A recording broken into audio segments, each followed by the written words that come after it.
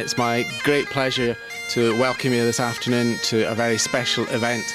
James Earl Jones is one of the great figures in American arts.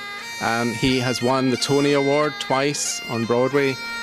He's won an Emmy, Grammy, Golden Globes, the Screen Actors Guild Life Achievement Award, an Oscar nomination, the Medal of Arts, and long ago, long before Barack Obama, he was the first black American president in a film called The Man. He, as you're well aware, is currently in London, so this is his day off, and we're very glad that he's chosen to spend it coming up to Glasgow and spending some time with us.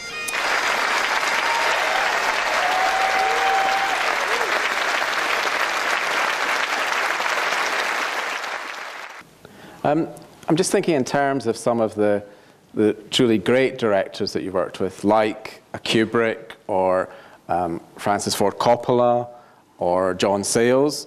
What for you distinguishes a great director as opposed to maybe a journeyman director? I'm not the one to ask.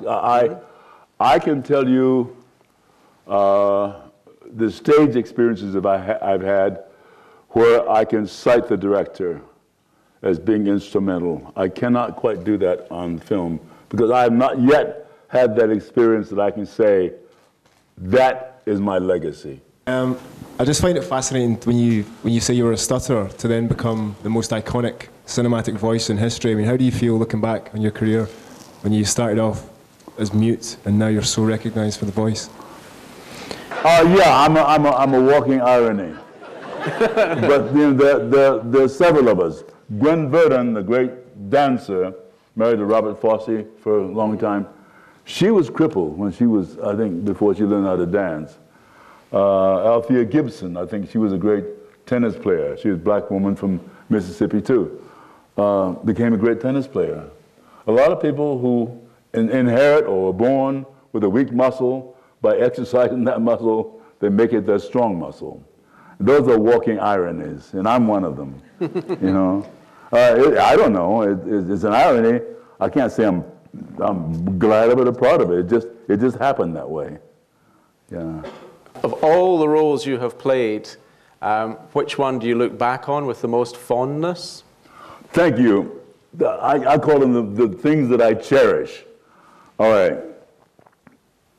Field of Dreams, Cry the Beloved Country, Family Thing. I wrote them down somewhere. Never mind. But the movies sometimes that nobody's ever seen. And I love to have somebody walk up instead of just asking me for it signed the Darth Vader poster. They remind me of a movie I'd forgotten I'd done, or a play. And it just warms me. Thank you for remembering that. Mm. And they saw it and they appreciated it, you know. But movies like that, like, oh golly, Claudine, about this ghetto family. I won't get into it. I was wondering if Mr. Jones could give some advice to a student who's looking to go into the drama and study theatre at drama school next year. Okay. And secondly, looking back over his career, is there anything that he would have done differently? No. Okay, next question. No, I don't mean to brush it off. Carl, do you know who Carl Sandburg, great American poet? You've heard of him? Mm-hmm. He once said, well, he said some very interesting things. Once he said, I like a lot of love at home and a little bit on the side. You know?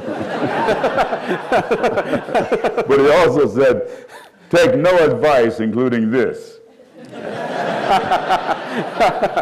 And I kind of feel that way about advice. I wouldn't want to advise you, except to keep doing it, keep at it. You might not get much support, even from family. But if you know you need to do it, and my dad said to me when I came to New York to study acting, he said, you know, if you came here looking for wealth and fame, you might be up the wrong tree. But if you do this because you love it, you might enjoy it. It's that simple. Good advice. She also asked if you would do anything different in hindsight in the way that you started your career. I wouldn't know how. Yeah.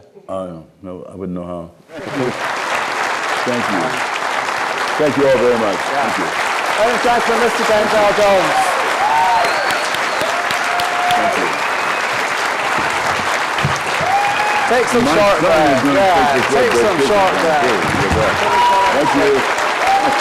I thought he was wonderful. I thought that he was he didn't have an ego at all, and he was very open about the way he talked. He didn't get into any kind of, anything about method acting or anything like that. Everything was natural to him, and he didn't make a big deal about it. And he was able to tell an anecdote really well, and he was very, very funny. Absolutely wonderful.